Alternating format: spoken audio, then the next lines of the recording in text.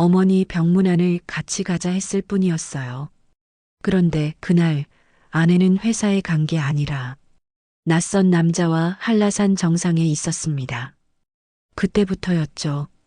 제 인생의 모든 순간이 증거가 되고 복수가 시작된 건. 하지만 복수의 끝에는 내가 몰랐던 또 다른 진실이 기다리고 있었습니다. 이건 단순한 불륜 이야기가 아닙니다. 사랑, 배신, 그리고 인간의 회복에 관한 이야기죠. 민호는 병원 주차장에 차를 세우고 잠시 핸들을 움켜쥐었어요. 기온이 내려간 탓에 앞유리에 서리가 옅게 맺혔습니다. 그는 조수석에 둔 과일 바구니를 한번 눌러 확인하고 문을 열었어요. 복도에는 소독약 냄새가 짙었고 간헐적으로 심전계 소리가 들렸습니다. 어머니 병실 문을 밀자 얇은 이불 아래로 마른 손이 보였어요. 민호는 목소리를 낮춰 인사를 건넸습니다. 어머니, 오늘도 왔어요.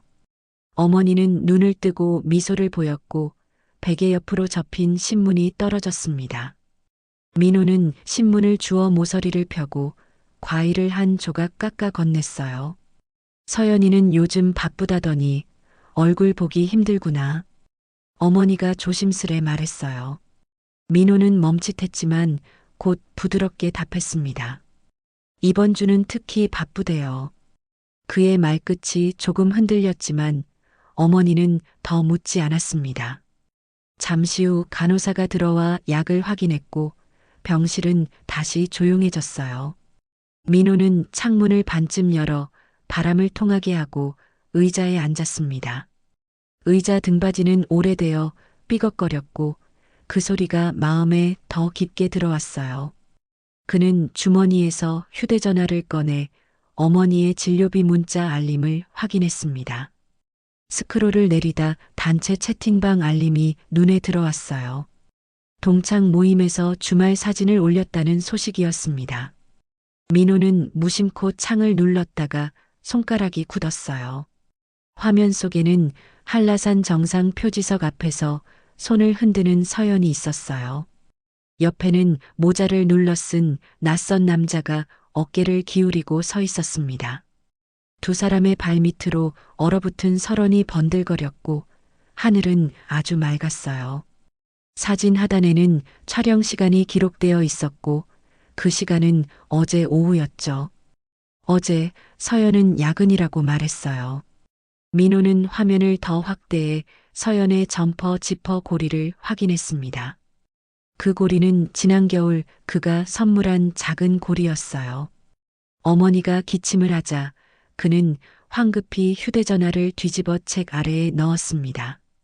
침상 발치에 발받침을 정리하던 그는 손등으로 땀을 닦았어요. 숨이 좀 가쁘구나. 어머니가 그를 올려다보며 말했어요. 괜찮아요. 창문을 조금만 더 닫을게요. 민호는 창문을 닫고 커튼을 반쯤 쳤습니다.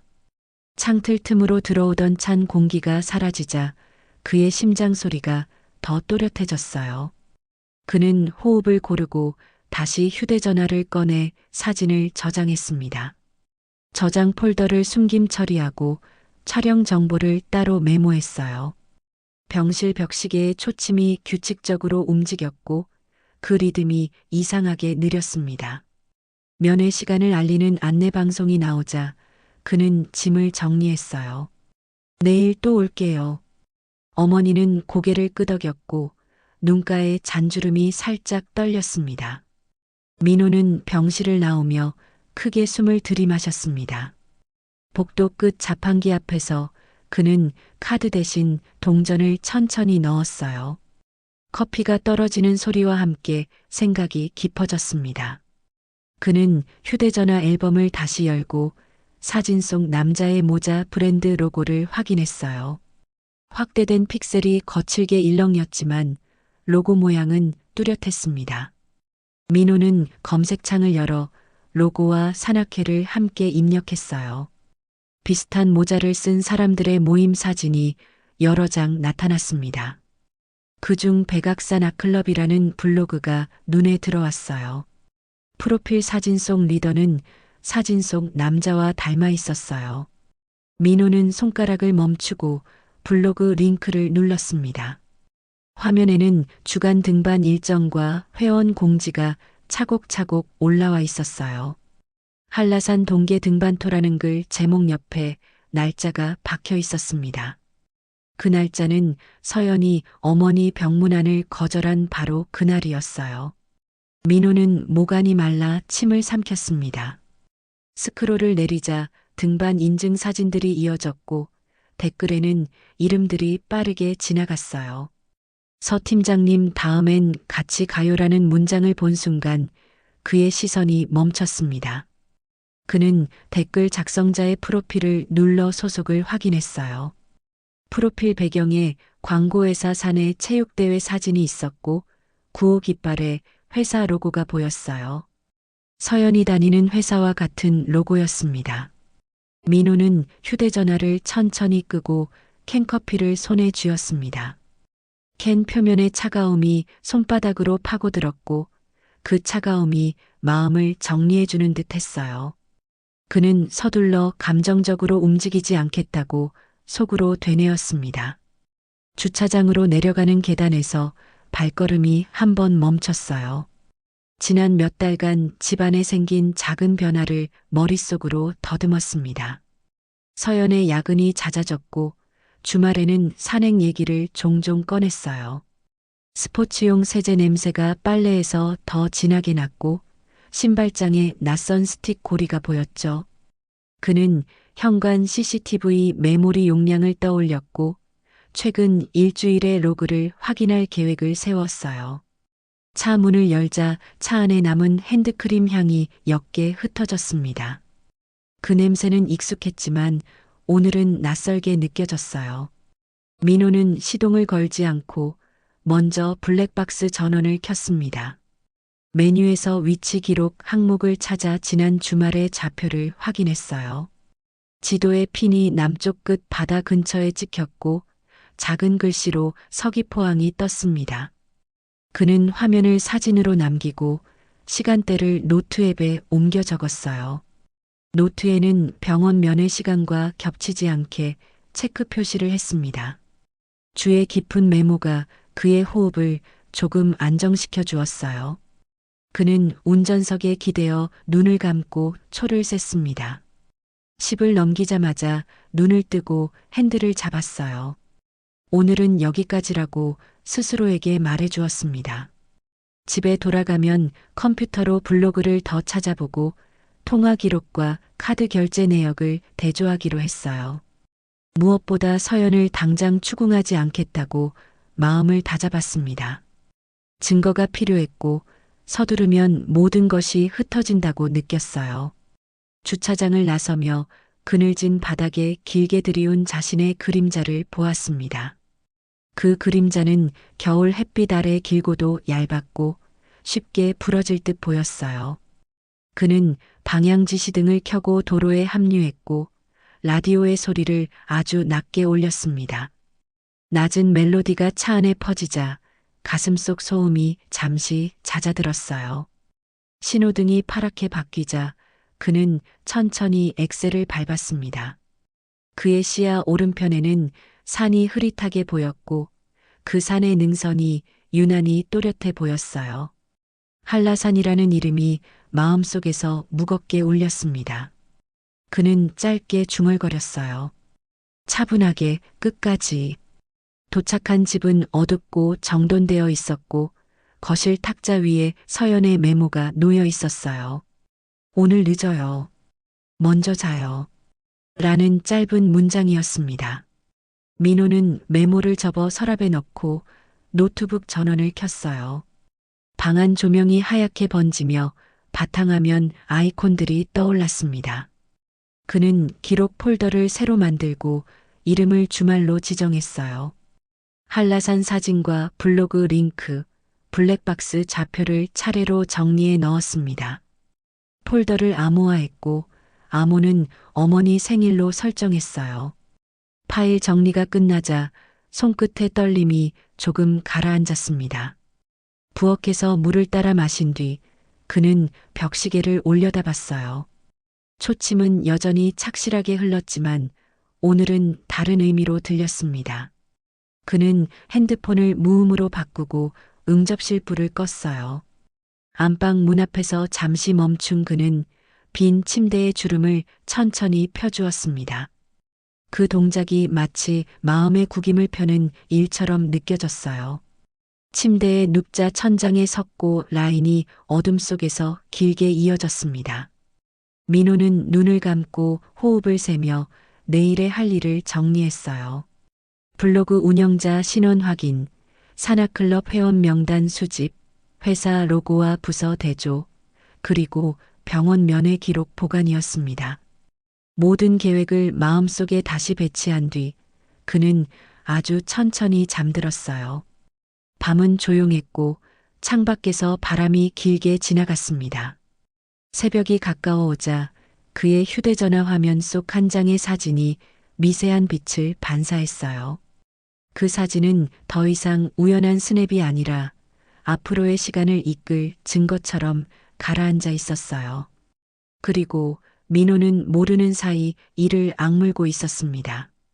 그의 잇몸이 조금 아려왔지만 그는 꿈속에서도 결심을 놓지 않았어요. 차분하게 끝까지 가겠다는 결심이었습니다. 아침 햇살이 거실 바닥을 길게 그렸고 민호는 식탁 위 노트북을 켰어요. 전날 만든 주말 폴더를 열자 사진과 위치 캡처가 차례대로 나타났습니다. 그는 먼저 블로그 링크를 눌러 산악클럽 공지를 다시 읽었어요. 게시물의 작성 시간을 메모장에 옮기고 서연이 남긴 카드 사용 내역과 대조했습니다. 시간이 딱 맞네요. 그가 중얼이며 스크롤을 내리자 댓글에 낯익은 이름이 또 보였어요. 서연 회사의 동료로 알고 있던 유나라는 아이디였죠.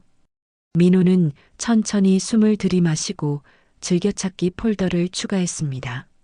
화면 오른쪽에 회원 명단 링크가 보여서 눌러보았어요. 명단은 닉네임 위주였고 연락처는 관리자가 쥐고 있었습니다. 그는 닉네임을 복사해 소셜 계정과 연결되는지 하나씩 검색했어요. 두세 개가 겹치며 실제 회사 직원들과 연결되는 내용이 나타났습니다. 민호는 회사 로고가 찍힌 사진을 캡처하고 이미지의 업로드 시간을 기록했어요. 그는 증거가 쌓일수록 마음이 차가워지는 것을 느꼈습니다. 서두르지 말아요. 그는 자신에게 낮게 말하고 블랙박스 파일을 불러왔어요. 지도 화면에서 서귀포항 좌표를 클릭하자 이동 경로가 선으로 표시되었습니다. 토요일 새벽 출발, 오후 복귀, 그리고 공항 인근 주차장에 짧은 정차가 있었어요.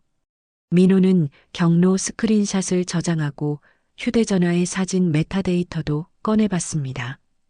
사진의 촬영 시간이 블로그 게시물과 몇 분 차이로 일치했어요. 그는 손가락을 굳게 말아쥐고 다시 펼쳤습니다. 증거는 말수보다 정확하죠. 부엌에서 전자주전자 소리가 나자 그는 컵에 물을 부었어요. 따뜻한 김이 올라와 눈을 잠시 메웠지만 생각은 또렷했습니다. 그는 병원 면회 기록을 스캔해 날짜와 시간을 표로 만들었어요.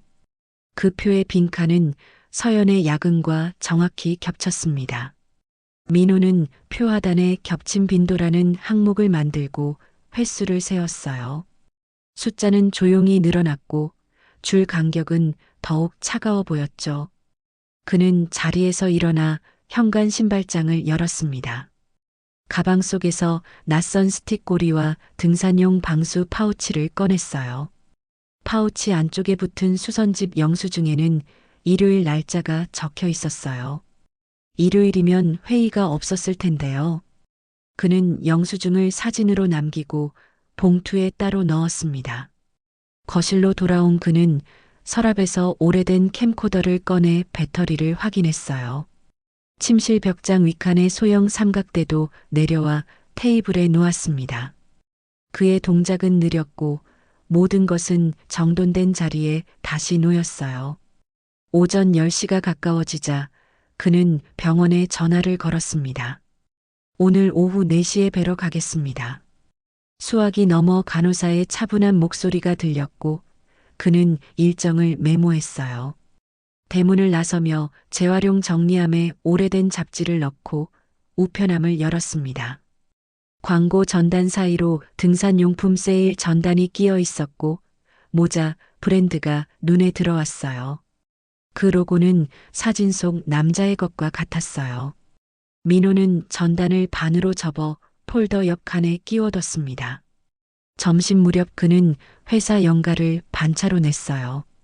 오후에는 가족 일이 있어요. 부서장은 짧게 알겠다고 했고 통화는 곧 끝났습니다. 민호는 차에 올라 스마트폰 일정표를 수정하고 주차장에서 5분 정도 가만히 앉아 있었어요. 그는 지도 앱을 켜서 백악산 아클럽 집합 장소로 표시된 카페를 확인했어요. 카페의 영업시간과 CCTV 안내 문구가 검색 결과에 함께 떴습니다. 그는 법적 절차를 떠올리며 마음을 다잡았어요. 불법은 하지 말아요. 그는 카페를 향해 출발했고 라디오를 아주 작게 틀었습니다. 도로 표지판이 천천히 뒤로 밀리고 앞유리에 묽은 햇빛이 번졌어요. 카페에 도착한 그는 손님들 사이를 스치듯 지나 카운터 옆 게시판을 살폈습니다. 게시판에는 산악클럽 모집 공고와 지난번 등반 사진이 인화되어 붙어 있었어요. 사진 구석에 카페 운영자의 도장이 찍혀 있었고 날짜가 또렷했어요. 민호는 음료를 주문하고 창가 자리에 앉았어요. 아이스 아메리카노 한 잔 부탁해요. 잔이 놓이는 소리와 함께 옆 테이블의 수군거림이 들렸습니다. 몇 사람은 다음 산행 준비를 말했고 한 사람은 장비 렌털 이야기를 꺼냈어요. 민호는 관심을 두지 않는 척 손안의 수첩을 펼쳤습니다. 장비비라는 단어 밑에 작은 동그라미를 여러 개 찍었어요. 그는 계산대 옆 명함꽂이에서 카페 명함을 한 장 챙겼습니다. 명함 뒷면에 클럽 회장 진우라는 필체의 메모가 적혀 있었어요. 번호는 없었지만 이름만으로도 충분했어요. 찾을 수 있겠네요. 그는 조용히 일어나 카페 외벽의 프랜차이즈 가맹 스티커를 확인했습니다. 가맹 번호는 지점 정보를 찾는 열쇠가 될 수 있었어요. 차로 돌아와 그는 포털 민원 페이지에서 가맹점 사업자 정보를 조회했어요. 등록 대표가 카페 운영자와 동일한 이름인지 확인했고 주소를 노트에 옮겼습니다. 이 정보는 나중에 방문 시간 확인용으로 쓰일 예정이었어요. 그는 차분히 움직였고 한 번도 고개를 크게 돌리지 않았습니다. 오후가 되어 병원으로 향하자 마음속 소음이 낮아졌어요. 병실에 들어가기 전 휴대전화는 진동으로 내려두었어요. 어머니는 오후 햇살을 맞으며 눈을 감고 계셨습니다. 민호는 의자를 끌어 침상 곁에 앉았어요. 오늘도 왔어요. 어머니의 손등에 핏줄이 옅게 드러나 있었고 숨은 규칙적으로 들고 났습니다. 그는 말수를 줄이고 창틀 먼지를 손수건으로 닦았어요. 간호사가 들어와 수액을 바꾸는 동안 그는 자리에서 살짝 물러섰습니다. 간호사가 나가자 병실은 다시 조용해졌어요. 민호는 가방에서 얇은 노트를 꺼내 하루 기록을 정리했습니다. 카페 방문 시각, 게시판 사진 날짜, 가맹 스티커 번호, 그리고 블로그 명단 대조 결과였어요. 그는 기록 아래에 작은 네모칸을 그리고 추가 확인 윤하라고 적었습니다. 이름 오른쪽에는 느낌표를 2개 붙였어요. 저녁 무렵 집으로 돌아온 그는 노트북에서 새 시트를 열었습니다. 이름 목록과 사진 속 장비 모델명을 표로 정리했어요. 장비 모델은 렌털 여부를 가늠하는 단서가 될 수 있었죠. 결제 내역과 비교하면 누가 비용을 냈는지 드러날 것이었어요. 그는 서연의 카드 명세 파일을 열어 최근 석 달간의 스포츠용품 결제만 추렸습니다. 표의 줄이 촘촘해지자 화면 밝기가 더 차갑게 느껴졌어요. 여기 2주 말. 그가 가리킨 줄에는 공항 근처 편의점 영수증과 등산용품 수선비가 붙어 있었어요. 시간대는 블랙박스의 좌표와 맞아떨어졌습니다. 민호는 서랍에서 외장하드를 꺼내 폴더를 통째로 복사했어요. 파일 이름을 정리일로 하고 날짜를 뒤에 붙였습니다. 복사가 끝날 때까지 그는 부엌에서 물을 끓이며 벽시계를 바라봤어요. 초침이 또박또박 움직였고 그 소리가 오늘은 귓속에서 작게 울렸습니다. 거실 불을 낮추고 앉으니 방 안이 가라앉았어요. 그는 마지막으로 휴대전화를 열어 메모 앱에 한 줄을 추가했습니다. 감정 사용 금지, 절차 우선이라고 적었어요. 그 문장은 오늘 하루의 요약이자 내일을 위한 경계선이었어요. 그는 화면을 끄고 천천히 일어났습니다. 침실 문 앞에서 한번 멈추고 가볍게 어깨를 폈어요. 조용하게 끝까지 갑시다. 그의 목소리는 낮았고 방 안의 공기는 고요했어요. 창밖으로 바람이 스치고 지나갔고 커튼 끝이 아주 조금 흔들렸습니다. 그 밤은 깊어졌지만 기록의 줄은 흐트러지지 않았어요. 민호는 불을 끄고 눕기 전에 외장하드를 책상 서랍 안쪽에 넣었습니다. 금속이 부딪히는 작은 소리가 나고 서랍은 천천히 닫혔어요. 그는 눈을 감기 전에 내일의 첫 줄을 떠올렸습니다. 카페 CCTV 존재 여부 확인, 산악클럽 회장 신원 조회, 회사 동료 연결고리 점검이었어요. 그리고 마지막으로 서연을 당장 마주보지 않겠다는 다짐이었어요. 그 다짐은 얇지만 단단했고 그의 밤을 조용히 지켜주었어요. 아침 공기는 차가웠고 민호는 출근 대신 도심 외곽의 주차장에 차를 세웠습니다. 대시보드 위에는 새로 구입한 줌 카메라와 작은 노트북이 놓여 있었어요. 오늘은 진우의 동선을 직접 확인하는 날이었습니다. 그는 어젯밤까지 정리한 명단에서 진우의 차량 번호를 찾아냈습니다.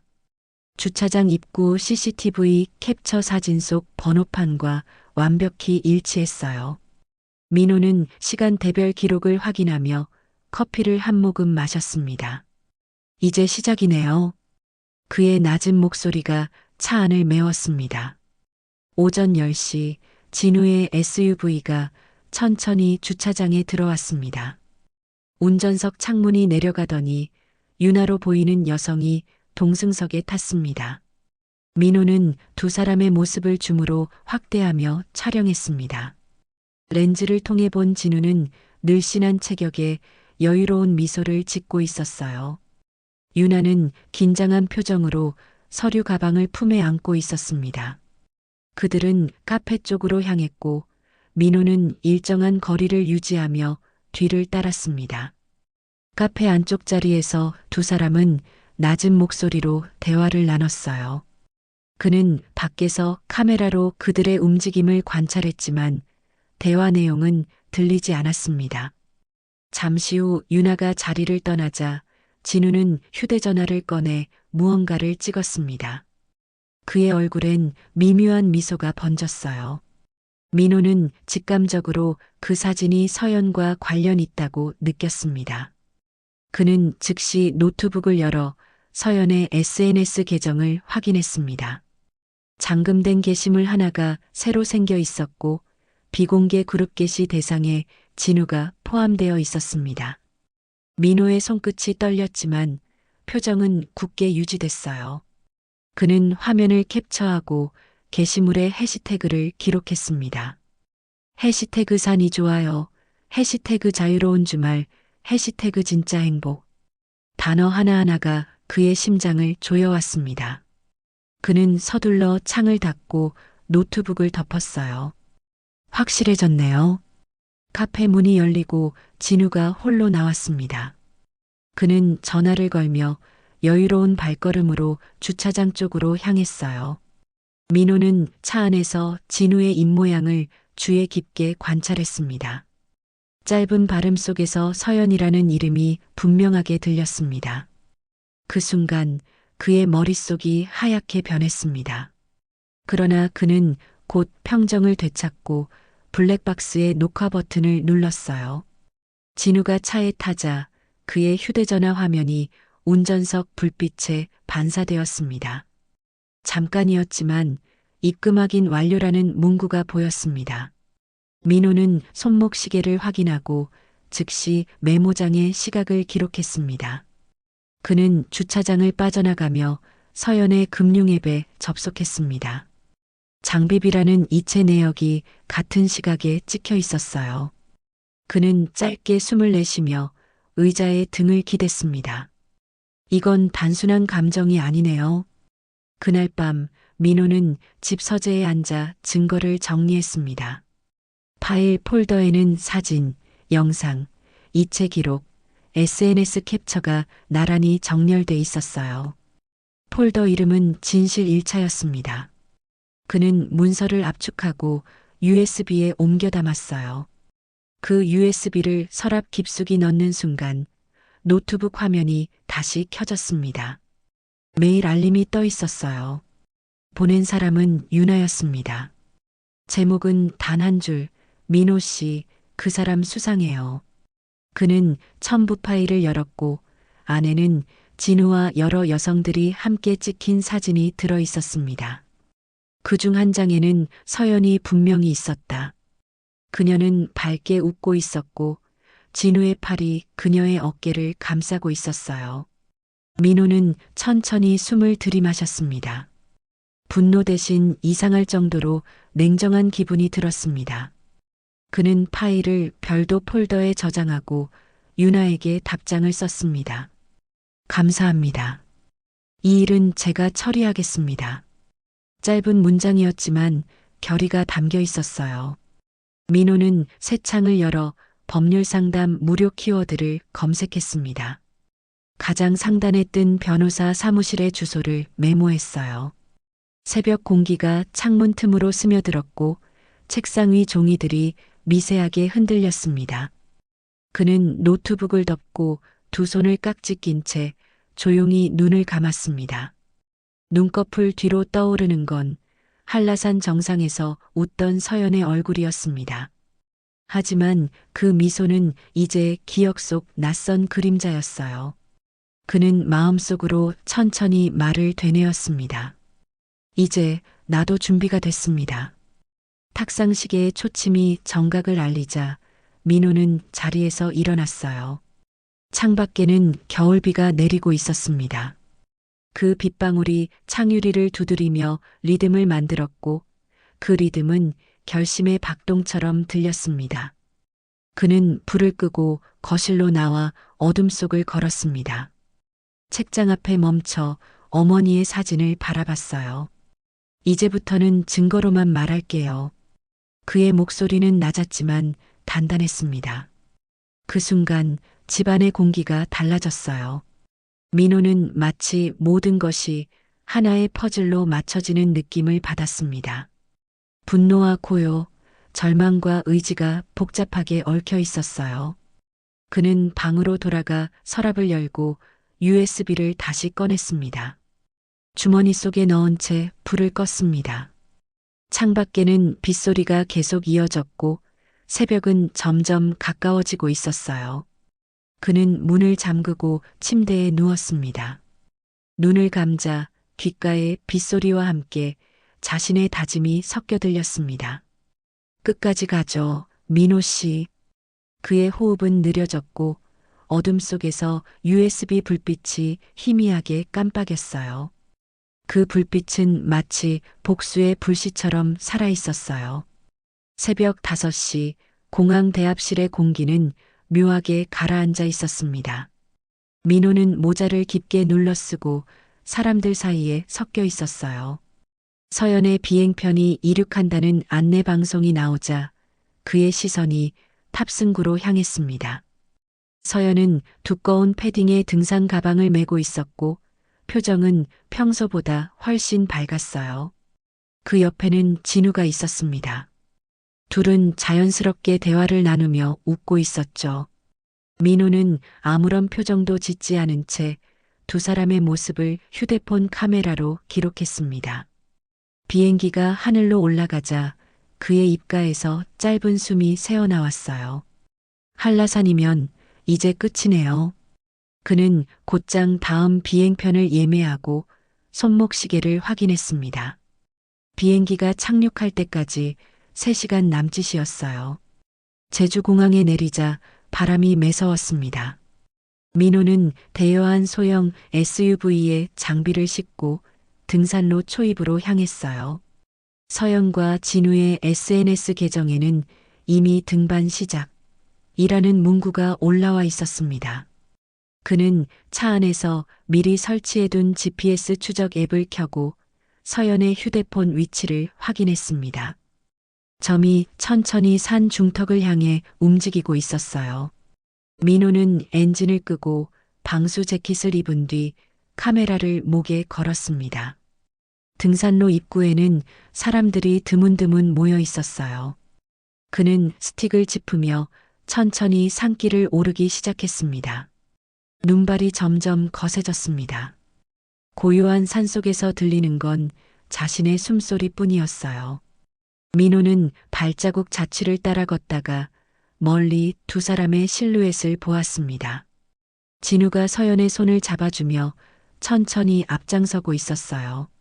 서연은 그를 믿는 듯 안도한 얼굴로 웃었습니다. 그 웃음이 민호의 가슴을 찢어 놓았지만 그는 아무 말 없이 계속 걸었어요. 눈은 더 굵어졌고 바람은 얼굴을 세차게 때렸습니다. 그의 머릿속에서는 수많은 장면이 뒤섞였습니다. 결혼식 날의 서연, 어머니 병실에서의 미소, 그리고 거짓말로 얼룩진 지난 시간들. 그는 스스로에게 말했습니다. 지금은 감정이 아니라 증거로 끝내야 해요. 정상 가까이에 이르렀을 때 진우가 방향을 틀었습니다. 이쪽이 더 빠른 길이야. 그의 목소리가 바람에 섞여 들렸습니다. 서연은 잠시 망설이다가 그의 뒤를 따랐어요. 그 길은 공식 등산로가 아니었습니다. 민호는 멀리서 그 모습을 지켜보며 경로를 바꿨습니다. 등산로 밖은 미끄럽고 발밑의 돌들이 눈에 가려져 있었어요. 진우와 서연은 절벽 근처로 이동했고 민호는 숨을 죽이며 가까이 다가갔습니다. 카메라 셔터가 조용히 작동했고 영상 녹화가 시작됐어요. 진우는 눈 덮인 바위 위에서 서연을 바라봤습니다. 우리 이제 진짜 시작이야. 그 말에 서연의 눈빛이 흔들렸어요. 진우는 가방을 내려놓고 봉투를 꺼냈습니다. 그 안에는 현금 다발이 가득 들어 있었습니다. 이 돈이면 충분히 새 인생을 살 수 있겠지. 그의 말에 서연의 표정이 굳어졌습니다. 이건 당신한테 주려고 가져온 게 아니야. 진우는 미소를 지으며 봉투를 가방에 다시 넣었어요. 그때 서연이 그의 팔을 잡았고 진우는 손을 뿌리치며 밀쳤습니다. 서연이 균형을 잃고 절벽 끝으로 미끄러졌어요. 서연, 민호는 본능적으로 달려갔습니다. 그는 카메라를 던지고 서연의 손목을 붙잡았어요. 차가운 바람이 얼굴을 후려쳤고 눈송이가 두 사람의 사이로 흩날렸습니다.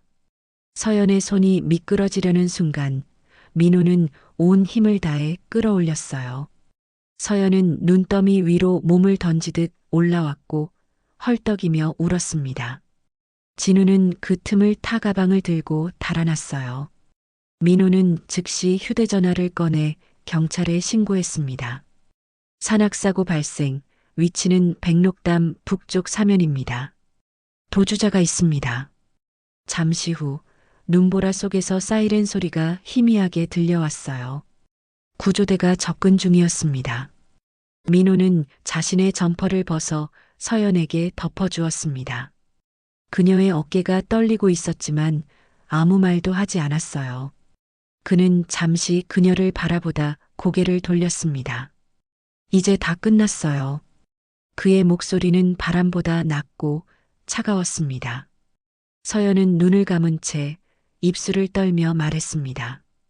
미안해요. 그 말이 눈 속에 묻혀 사라졌습니다. 경찰이 도착했을 때 진우는 산 중턱에서 붙잡혔습니다. 그의 가방 안에는 봉투와 여러 여성의 이름이 적힌 노트가 들어 있었어요. 그 노트의 맨 위에는 서연 장비비 입금 확인이 쓰여 있었습니다. 민호는 경찰에게 영상이 저장된 카메라를 건넸어요. 모든 게 여기에 있습니다. 그의 손끝은 얼어 있었지만 목소리는 흔들리지 않았습니다. 눈보라가 그들을 덮으며 소리를 삼켰습니다. 민호는 잠시 하늘을 올려다보았습니다. 회색 구름 사이로 희미한 빛이 새어나왔습니다. 그 빛이 그의 얼굴을 스치며 눈물을 녹였어요. 끝이 아니라 시작이군요. 그는 조용히 중얼거렸습니다. 그 말은 바람에 실려 사라졌고 한라산 정상의 고요 속으로 스며들었습니다. 그날 밤 민호는 경찰서 대기실에서 혼자 앉아 있었습니다. 벽시계의 초침 소리가 단조롭게 울렸습니다. 서연은 진술실 안에서 조사를 받고 있었어요. 창밖에는 눈이 다시 내리고 있었습니다. 민호는 코트를 여미며 서류 봉투를 바라봤습니다. 그 봉투 안에는 그동안 모은 모든 증거와 함께 이제 끝난 사랑의 잔해가 들어 있었습니다. 그는 그 봉투를 두 손으로 꼭 쥐었습니다. 손끝이 하얗게 질리도록 아무 소리도 내지 않았습니다. 마치 마지막 의식을 치르는 사람처럼 아주 조용히 숨을 내쉬었어요. 그의 눈빛은 더 이상 흔들리지 않았습니다. 오직 한 가지 생각만 남아 있었죠. 이제는 나를 구할 시간입니다. 병원 복도는 싸늘한 공기로 가득했습니다. 민호는 벽에 기대어 앉아 있었어요. 서연이 조사를 마치고 나올 때까지 한참이 걸렸습니다. 그의 손에는 경찰이 돌려준 카메라와 USB가 들려 있었죠. 기계처럼 반복되는 초침 소리가 머릿속을 두드렸습니다. 그는 문득 자신의 숨소리가 너무 커서 어색하다고 느꼈어요. 문이 열리자 서연이 천천히 걸어 나왔습니다. 그녀의 얼굴은 잿빛이었고 눈동자는 초점을 잃고 있었습니다. 민호는 아무 말 없이 그녀를 바라봤습니다. 그 시선은 차갑지도 따뜻하지도 않았습니다. 당신 왜 따라왔어요? 서연의 목소리는 쉰 듯 떨렸습니다. 민호는 잠시 입을 다물었다가 조용히 대답했습니다. 그냥 확인이 필요했어요. 그 말에 서연은 고개를 숙였습니다. 눈물이 한 방울 떨어졌지만 민호는 그것을 닦지 않았습니다. 그는 이미 감정의 자리를 잃어버린 지 오래였죠. 잠시 침묵이 흐른 뒤 경찰관이 두 사람에게 서류를 내밀었습니다. 진술 확인 후 서명하시면 됩니다. 민호는 펜을 잡은 손이 떨리지 않게 힘을 주었습니다. 서연의 이름이 적힌 칸에 시선이 머물렀지만 끝내 눈을 들지 않았어요. 밖으로 나오자 밤하늘에는 여전히 눈이 내리고 있었습니다. 거리의 가로등 불빛이 희미한 안개 속에 번졌습니다. 민호는 어깨에 내려앉은 눈송이를 털지도 않은 채 걸었습니다. 서연은 한참을 따라오다 멈춰섰습니다. 이제 나 어떻게 해야 해요? 그녀의 목소리는 울음인지 후회인지 구분되지 않았습니다. 민호는 그대로 걸음을 멈추지 않았습니다. 그건 이제 내일도 아니에요. 그의 말은 차갑지 않았지만 너무 멀리 있었어요. 며칠 후 사건은 뉴스에 보도되었습니다. 산악회 리더, 여성 회원 상대 사기 및 불륜. 헤드라인이 화면 아래를 흘러갔고 기자들이 병원 앞에서 인터뷰를 이어갔어요. 민호는 TV를 꺼버렸습니다. 소파 옆 탁자에는 어머니의 병원 영수증이 아직도 놓여 있었습니다. 그는 서류를 천천히 모아 봉투에 넣었어요. 어머니의 병세는 악화되어 가고 있었고 민호는 병원으로 향했습니다. 병실 문을 열자 어머니는 산소 마스크를 쓰고 누워 있었어요. 그녀의 눈은 희미했지만 민호를 알아보았습니다. 괜찮니? 그 말에 민호는 고개를 끄덕였어요. 이제 괜찮아요, 어머니. 그는 그 말이 사실이 아니란 걸 알았지만 그렇게 말해야만 했습니다. 잠시 후 어머니는 조용히 숨을 내쉬며 눈을 감았습니다. 기계음이 멈추고 복도 끝에 불빛이 깜빡였어요. 민호는 의자에 앉아 한참 동안 움직이지 않았습니다. 시간이 멈춘 듯한 정적이 병실을 감쌌습니다. 그는 어머니의 손을 잡고 가만히 손등을 어루만졌어요. 마치 지금이라도 다시 깨어날 것처럼 말이죠. 간호사가 들어와 손수건을 덮을 때까지 그는 눈을 떼지 못했습니다. 그 순간 마음속의 분노와 증오가 이상하게 사라져갔어요. 남은 건 공허함과 피로뿐이었습니다. 이제 그만 놓아드리자. 그의 목소리가 병실 안을 가볍게 울렸습니다. 며칠 뒤 장례식이 조용히 치러졌습니다. 조문객은 많지 않았고 하얀 국화만 가득했어요. 서연은 장례식장 구석에서 조용히 울고 있었습니다. 그녀는 말을 걸지 않았고 민호도 다가가지 않았습니다. 그저 서로의 존재만 확인한 채 시간이 흘렀어요. 영정사진 속 어머니는 여전히 미소를 짓고 있었습니다. 민호는 마지막 헌화를 마치고 조용히 절을 했어요. 그의 눈에는 눈물 대신 깊은 쉼이 번졌습니다. 장례를 마친 뒤 민호는 집으로 돌아왔습니다. 텅 빈 거실 한가운데에서 그는 어머니의 사진을 바라봤어요. 탁자 위에는 서연이 남긴 편지 한 통이 놓여 있었습니다. 봉투에는 민호에게라고만 쓰여 있었죠. 그는 천천히 봉투를 열어 한 줄의 글을 읽었습니다. 모든 건 내 잘못이에요. 미안해요.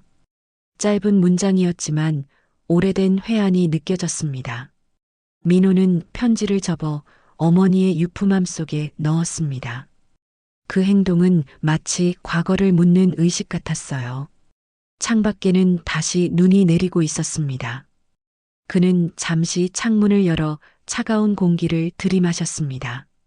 이제 정말 끝났네요. 그 말이 방 안에 작게 울려 퍼졌습니다. 그는 라디오를 켜고 어머니가 좋아하던 클래식 채널을 틀었어요. 잔잔한 피아노 소리가 흐르자 그의 어깨가 조금 내려앉았습니다. 눈송이가 천천히 떨어지는 풍경 속에서 민호는 느꼈습니다. 복수도 후회도 결국 사라지는 것이므려. 그는 소파에 앉아 두 손을 모았습니다. 창가에는 희미한 햇빛이 스며들고 있었어요. 그 빛이 그의 얼굴을 덮으며 아주 작은 온기를 남겼습니다. 그제야 민호는 깊은 숨을 내쉬었어요. 모든 소리가 멈춘 그 순간 그는 마침내 마음속에서 누군가를 놓아주고 있었습니다. 새벽 공기가 유난히 맑았습니다. 민호는 작은 단지를 품에 안고 한라산 초입으로 걸어 올라가고 있었어요. 단지 안에는 어머니의 유골 일부가 담겨 있었습니다. 바람은 서늘했고 새소리조차 들리지 않았습니다. 그는 산길을 천천히 오르며 어머니의 이름을 속으로 불렀습니다. 이제 정말 가요, 어머니. 그 말이 바람에 닿자 가지 위에 눈송이들이 흩날렸습니다. 발자국 소리만이 정적을 깨며 이어졌어요. 등산객 몇 명이 스쳐 지나갔지만 민호는 누구와도 눈을 맞추지 않았습니다. 그의 걸음은 일정했고 손끝에는 미세한 떨림이 있었습니다. 정상 부근에 다다르자 눈 덮인 바위 위로 햇살이 번졌습니다. 그는 가방에서 작은 천을 꺼내 바위 위를 닦았어요. 어머니의 사진을 조심스레 그 위에 올려놓았습니다. 사진 속 어머니는 여전히 부드럽게 웃고 있었죠. 그는 단지를 열어 유골을 한 줌 떠서 바람에 흩뿌렸습니다. 하얀 재가 공중으로 흩어져 햇빛에 반짝였어요. 민호는 눈을 감고 두 손을 모았습니다. 이제 편히 쉬세요. 그의 목소리는 바람보다 낮고 부드러웠습니다. 한참 동안 아무 말도 하지 않았습니다. 시간이 느리게 흘러가며 눈보라가 잦아들었어요. 그는 천천히 사진을 접어 가방에 넣었습니다. 바람이 불 때마다 재의 가루가 사방으로 흩어졌습니다. 민호는 잠시 그 자리에서 산 아래를 내려다봤습니다.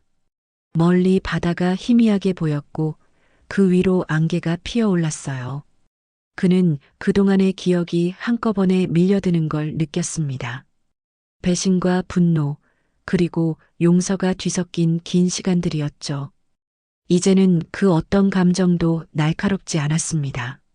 모든 게 흐릿하고 조용했습니다. 이게 끝이라면 나쁘지 않아요. 그의 입가에 미묘한 미소가 번졌습니다. 그는 산을 내려가기 전 한참 동안 그 자리에 서 있었습니다. 하늘 위로 구름이 걷히고 햇살이 그의 어깨를 감쌌습니다. 그 빛이 따뜻해서 민호는 잠시 눈을 감았어요. 그 순간 어머니의 목소리가 들리는 듯 했습니다. 이제 내 삶을 살아라. 그는 천천히 고개를 끄덕였습니다. 마치 그 말을 듣고 떠나는 사람처럼 발걸음이 가벼워졌어요. 산 아래로 내려오자 한 무리의 관광객들이 사진을 찍고 있었습니다. 그들 사이에서 웃음소리가 터졌고 어린아이가 눈을 뭉치며 장난을 쳤습니다. 민호는 잠시 그 장면을 바라봤습니다. 그 웃음이 낯설지 않았어요. 오히려 오래전에 잃어버렸던 평온한 소리처럼 느껴졌습니다. 그는 가방을 고쳐 메고 천천히 주차장으로 향했습니다. 차 안에는 아직도 어머니가 남겨준 라디오가 놓여 있었습니다. 그는 시동을 걸고 라디오를 켰어요. 오늘의 기온은 영상 2도, 새로운 봄이 오고 있습니다. 아나운서의 목소리가 부드럽게 흘러나왔습니다. 민호는 창문을 반쯤 내리고 차가운 바람을 들이마셨습니다. 도로를 따라 내려가며 그는 눈 덮인 산을 뒤돌아봤습니다. 그 산은 그에게 고통과 해방을 동시에 준 곳이었죠. 한라산의 능선이 길게 이어져 있었고 그 위로 햇빛이 부서졌습니다. 민호는 조용히 미소 지었습니다. 이제 됐어요, 어머니. 그의 손이 라디오 볼륨을 살짝 높였습니다. 음악이 흐르고 차는 천천히 도로를 달렸습니다. 뒷창문 너머로 산이 점점 멀어졌습니다. 그의 마음속에서도 무거웠던 돌덩이가 서서히 녹아내리고 있었어요. 모든 것이 멀어질수록 오히려 세상이 또렷해졌습니다. 공항 근처 도로에 들어서자 민호는 잠시 차를 세웠습니다. 차 밖으로 나와 하늘을 올려다봤습니다. 구름 사이로 햇살이 쏟아졌고 바람이 그의 머리칼을 스쳤습니다. 그는 두 손을 주머니에 넣고 짧게 속삭였습니다. 이제 나도 살아야죠. 그 말은 결심이라기보다 고백에 가까웠습니다. 공기 속에는 어머니의 향기가 남아있는 듯 했어요. 그는 눈을 감고 한 번 더 심호흡을 했습니다. 그날 오후 민호는 제주 시내의 작은 카페에 들렀습니다. 따뜻한 커피를 한 모금 마시며 창밖을 바라봤습니다. 커피잔에 김이 올라와 유리에 닿자 창문이 희미하게 흐려졌어요. 그는 손가락으로 김서린 창문에 감사합니다라는 글자를 썼습니다. 그 글자는 금세 사라졌지만 마음속엔 오래 남았습니다. 카페를 나서며 그는 가볍게 웃었습니다. 이제 정말 끝났네요. 그의 목소리가 낮게 그러나 단단하게 들렸습니다. 주차장에 도착해 차문을 열자 라디오에서 익숙한 멜로디가 흘렀습니다. 어머니가 즐겨 듣던 그 곡이었죠. 그는 하늘을 한 번 더 올려다봤습니다. 빛이 부서지는 그곳에서 마치 누군가가 미소 짓는 듯 했어요. 민호는 그 빛을 향해 고개를 숙였습니다. 이제 정말 괜찮습니다. 그 말이 바람을 타고 흘러가며 한라산의 능선 너머로 사라졌습니다. 그 순간 민호의 얼굴에는 오랜만에 평온한 표정이 머물렀어요. 그는 차에 올라 엔진을 걸고 천천히 길을 떠났습니다. 그 길 끝에는 어머니의 기억이 그리고 새로운 삶이 기다리고 있었어요. 민호가 서울로 돌아온 지 일주일이 지났습니다. 한라산의 눈은 녹았지만 그의 마음은 여전히 얼어붙어 있었어요. 그는 출근길에 늘 같은 시간, 같은 지하철 칸에 탔습니다. 사람들 속에서 눈을 감으면 아직도 바람이 스치는 소리가 들렸습니다. 하지만 그 소리엔 더 이상 분노가 섞여 있지 않았어요. 단지 허전함과 마무리되지 않은 무언가의 그림자만이 남아 있었죠. 회사에서는 이미 모든 것이 예전처럼 돌아갔습니다. 서연의 이름은 아무도 꺼내지 않았고 직원들은 그의 눈치를 살폈습니다. 민호는 보고서를 정리하고 회의 중엔 최소한의 말만 했습니다. 그의 자리에 놓인 커피잔엔 김이 거의 서리지 않았어요. 퇴근 후 그는 늘 하던 대로 카메라 가방을 들고 나섰습니다. 이번엔 증거를 모으기 위해서가 아니라 그저 기록을 남기기 위해서였죠. 그는 어머니의 묘소가 있는 납골당으로 향했습니다. 작은 유리문 너머로 어머니의 사진이 보였어요. 그 앞에 서자 마음이 잠시 흔들렸습니다. 이제 정말 다 끝났어요. 그가 조용히 속삭였습니다.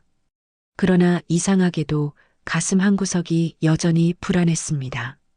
그는 사진 옆에 조심스럽게 USB를 꺼내 올려두었습니다. 이건 어머니만 아시게요. USB 안에는 진우 사건의 모든 기록이 들어 있었습니다. 그는 그것을 남기고 유리문을 닫았어요. 며칠 뒤 민호는 경찰서로부터 한 통의 전화를 받았습니다. 진우의 조사에서 새 증거가 나왔습니다. 잠시 오실 수 있을까요? 그의 손이 잠시 멈췄습니다. 이미 끝난 줄 알았던 일이 다시 불려나온 것이었죠. 경찰은 그에게 사진 몇 장을 보여주었습니다. 사진 속에는 진우가 또 다른 여성과 함께 찍힌 장면이 담겨 있었습니다. 그중 한 장에는 낯익은 얼굴이 있었습니다.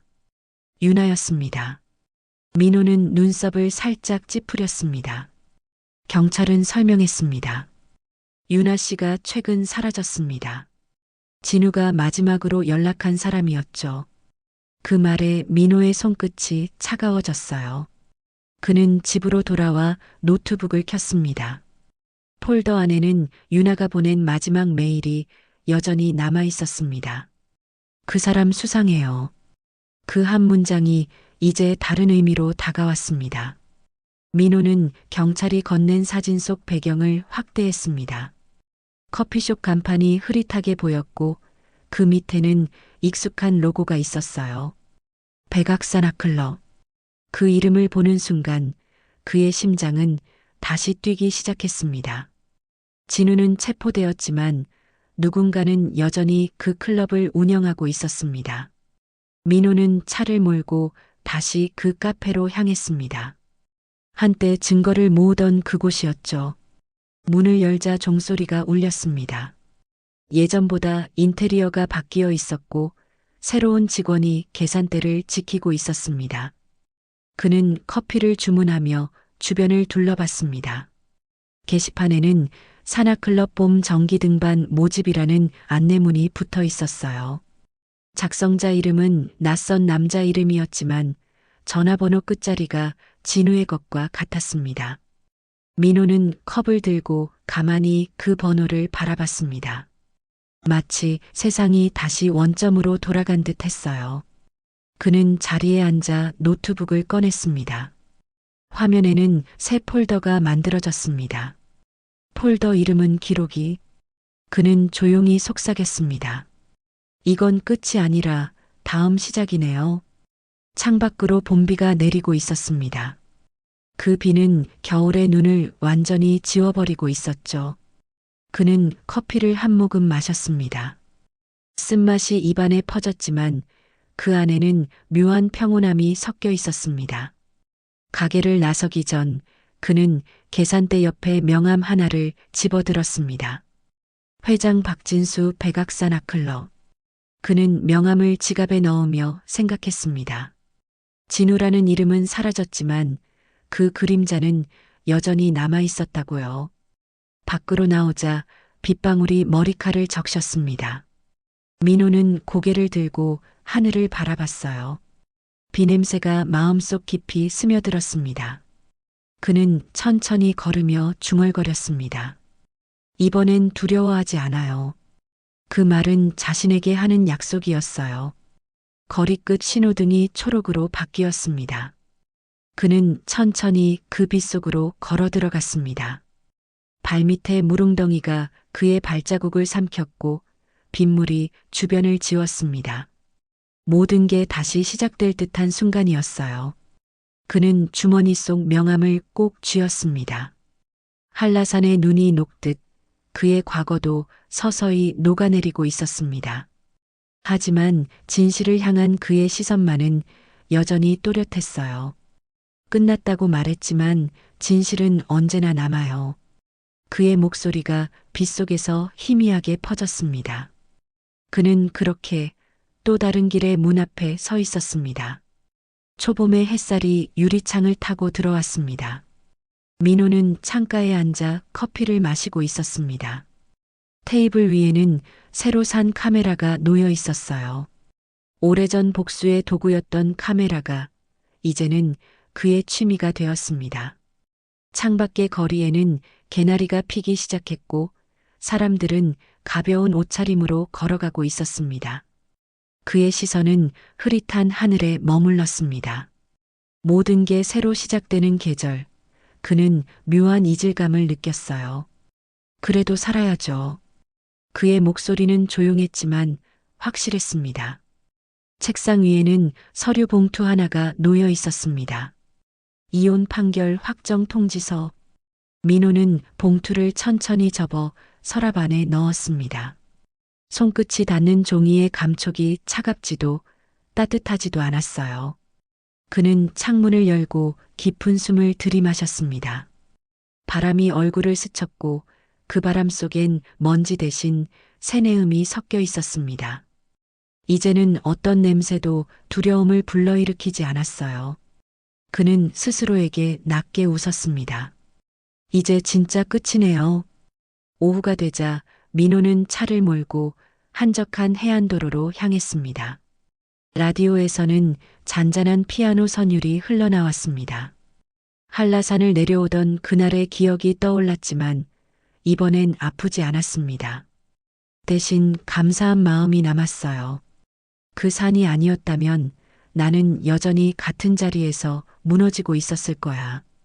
그는 그 생각을 조용히 되뇌며 운전대를 잡았습니다. 바닷가 근처의 작은 카페에 도착하자 문 위에 풍경종이 울렸습니다. 카페 안에는 낯선 여주인이 있었고 따뜻한 향이 공간을 감쌌어요.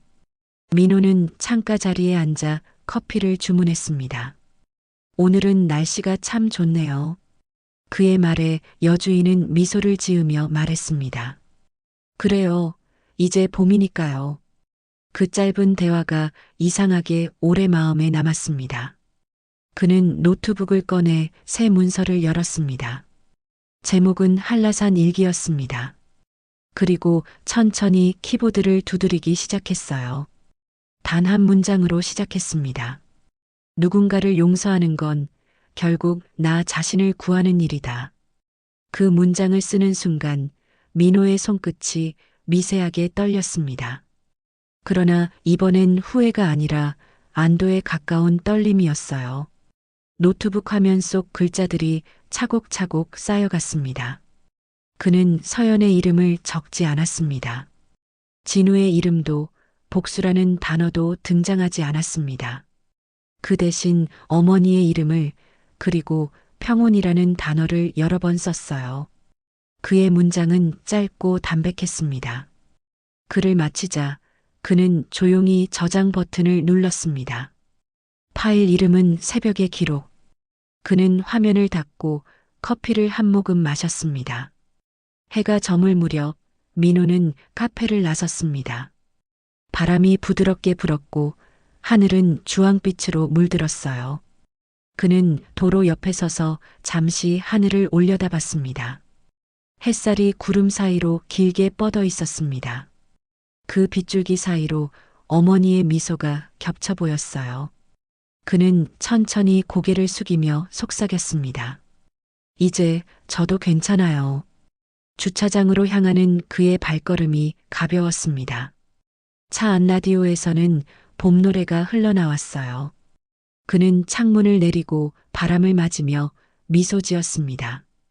도심으로 향하는 도로 위 노을빛이 차창에 반사되었습니다. 그 빛이 그의 얼굴을 덮으며 따뜻하게 번졌습니다. 한때 증오로 가득했던 눈빛이 이제는 고요하게 빛났어요. 민호는 그제야 진심으로 느꼈습니다.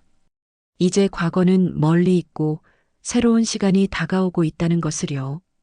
도시의 불빛이 하나둘 켜질 무렵 민호는 신호등 앞에 멈춰 섰습니다. 그는 운전석 옆에 놓인 카메라를 들어 올렸습니다. 창밖의 석양을 향해 셔터를 눌렀어요. 찰칵 소리가 공기 속을 가르며 울렸습니다. 그 순간 그는 깨달았습니다. 이제 카메라는 복수를 기록하는 도구가 아니라 삶을 다시 살아가는 증거가 되었다는 것을요. 민호는 미소를 지으며 시동을 걸었습니다. 차가 천천히 앞으로 움직였고 하늘의 마지막 빛이 사라졌습니다. 그는 중얼거렸습니다. 오늘이 내 인생의 첫날입니다. 그 말은 작지만 단단했습니다. 그의 차는 도로를 따라 멀어졌고 그 뒤로 붉은 노을이 천천히 꺼져갔습니다. 세상은 조용했지만 민호의 마음은 더 이상 고요하지 않았습니다. 그 안에는 새로운 삶의 박동이 또렷이 뛰고 있었어요. 그날 저녁 봄의 문턱에서 민호는 비로소 다시 살아있는 사람이 되었습니다. 한 번의 거짓말이 인생을 무너뜨릴 수도 있습니다. 하지만 다시 일어서는 건 오직 자기 자신뿐이죠. 이 영상이 마음에 남았다면 구독과 좋아요, 댓글로 다음 이야기를 함께 만들어주세요. 당신의 한 클릭이 또 다른 이야기를 시작하게 됩니다.